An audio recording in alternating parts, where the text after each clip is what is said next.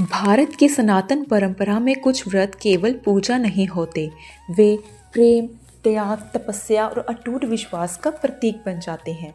ऐसे ही एक महान व्रत है वट सावित्री व्रत, एक ऐसी स्त्री की कथा जिसने मृत्यु के देवता यमराज तक को अपने प्रेम और बुद्धि से झुका दिया। आज भी सुहागिन महिलाएं इस व्रत को अपने पति की लंबी आयु के लिए करती हैं। लेकिन आखिर इस व्रत की शुरुआत कैसे हुई? कौन थी सावित्री और कैसे उन्होंने मृत्यु को भी हरा दिया?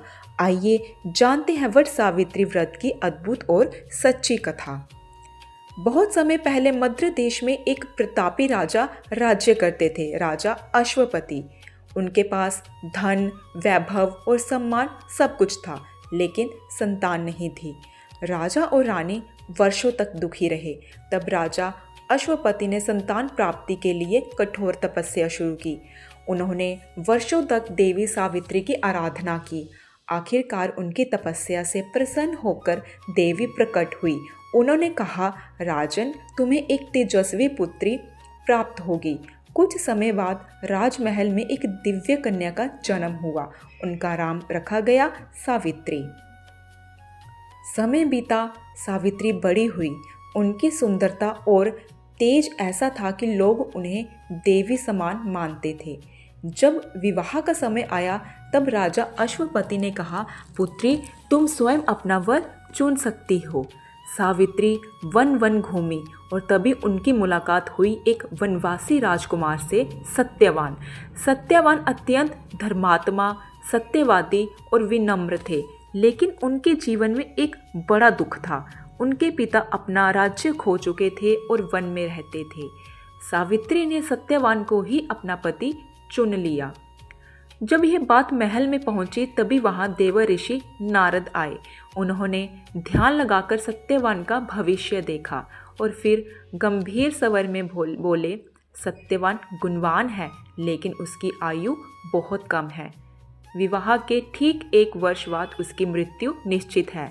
पूरा महल स्तब्ध रह गया। राजा अश्वपति ने सावित्री को समझाया, पुत्री, कोई और वर चुन लो। लेकिन सावित्री शांत स्वर में बोली, एक बार जिसे मैंने अपने मन से पति स्वीकार कर लिया, उसे मैं कभी नहीं बदल सकती। उनका निर्णय अटल था। सावित्री और सत्यवान का विवाह हुआ। विवाह के बाद सावित्री राजमहल छोड़कर वन में रहने लगी। उन्होंने कभी शिकायत नहीं की। वे अपने सास ससुर की सेवा करती, पति के साथ साधारण जीवन जीती और हर दिन भगवान का स्मरण करती।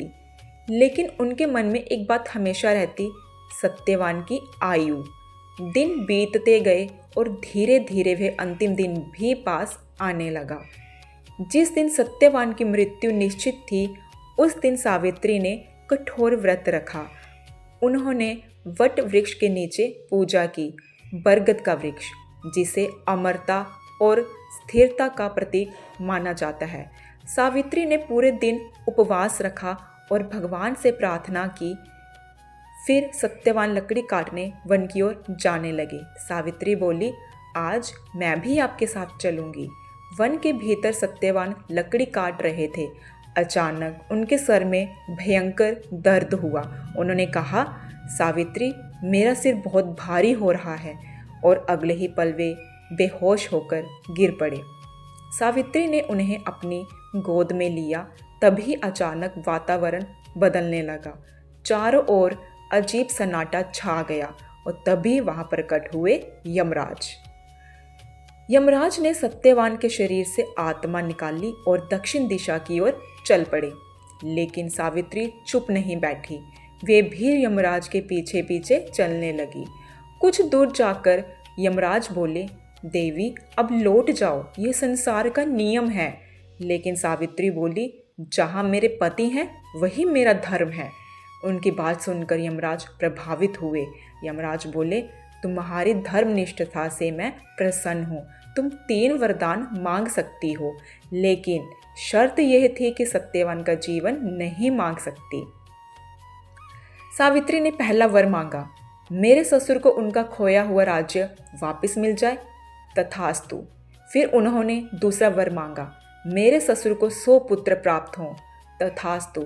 अब तीसरे वरदान की बारी थी। सावित्री बोली, मुझे सत्यवान जैसे 100 पुत्रों का आशीर्वाद मिले। यमराज ने बिना सोचे कह दिया, तथास्तु। लेकिन अगले ही पल वे रुक गए, क्योंकि पुत्र तभी संभव है जब सत्यवान जीवित हो। यमराज समझ गए कि सावित्री ने अपनी बुद्धि और धर्म से उन्हें पराजित कर दिया है। वे मुस्कुराए और बोले, देवी, तुम धर्म, प्रेम और बुद्धि में श्रेष्ठ हो। मैं सत्यवान के प्राण वापस करता हूँ। और उसी क्षण सत्यवान जीवित हो उठे।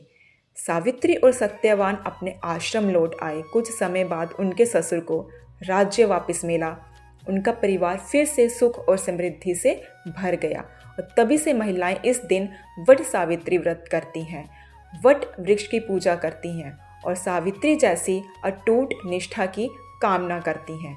ये कथा केवल एक व्रत की कहानी नहीं है, यह सिखाती है कि सच्चा प्रेम कभी हार नहीं मानता। धर्म और सत्य सबसे बड़ी शक्ति है और बुद्धि व धैर्य से भाग्य भी बदला जा सकता है। अगर आपको ये कथा पसंद आई हो तो वीडियो को लाइक करें और ऐसे ही सनातन धर्म की सच्ची कथाओं के लिए चैनल को सब्सक्राइब ज़रूर करें। हर हर महादेव।